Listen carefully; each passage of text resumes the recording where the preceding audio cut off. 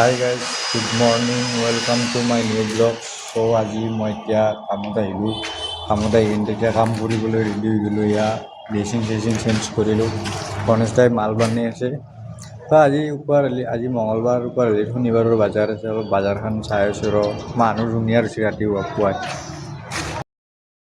এইয়া দুনিয়াৰ মানুহ হৈছে ৰাতিপুৱা পুৱাই। এতিয়া মাত্ৰ 9টা বাজিতে পূৰা বজাৰ ভৰ্তি হৈ গৈছে।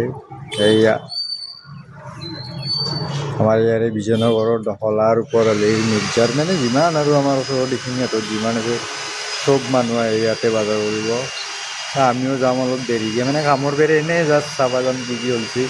ভাত খাবৰ টাইমত আমাক মানে 1 ঘণ্টা টাইম দিয়ে, সেই ঘণ্টাত যাম আমি চাব, অলপমান চাই আহিম। চ' গণেশ দাই মাল বানি আছে এতিয়া। আজি মানে বেলেগ একো নকৰোঁ, বাথৰুম কেইটা পুটিন মাৰিব আছে। 3টা বাথৰুম মাৰিব আছে। এই 3টা বাথৰুম মাৰিলে আমাৰ হৈ গ'ল আজি, মানে 1:30-2টামান বজাতে ছুটি হৈ যাব। ত' গণেশ দাই ইয়াতে মাল বানি আছে। এইয়া গণেশ দাই মাল বানি আছে, পূৰা 1 বাল্টিং কৰি মাল বানি দিছে। এতিয়া আমি কাম কৰিম মানে গাইজ, কালি কাম কৰি থাকোঁতে ঘৰতো পৰি কেনে মোৰ ইয়াতে কপালখন ফাটি গৈছে অলপমান, তেল লাগি কেনে চাল গৈছে। গণেশ দাও ধুনীয়া মাল বানি দিছিল। কালি কৈছিলোঁ পুটিনগেলা গাঁৱত পৰা বুলি, সেনেকৈ পুটিনগেলা পুৰি কেনে গোটাই মুখখন দাগি হৈ গৈছে। গণেশ দাই কিবা কৈছে, গণেশ দা কৈছোঁ কি কৈছা, কি কৈছা কৈছোঁ, কেইদিন নাহা কামত? 4 দিন। বিৰাট থোক লাগি আছে কৈছোঁ, কেইদিন নাহা?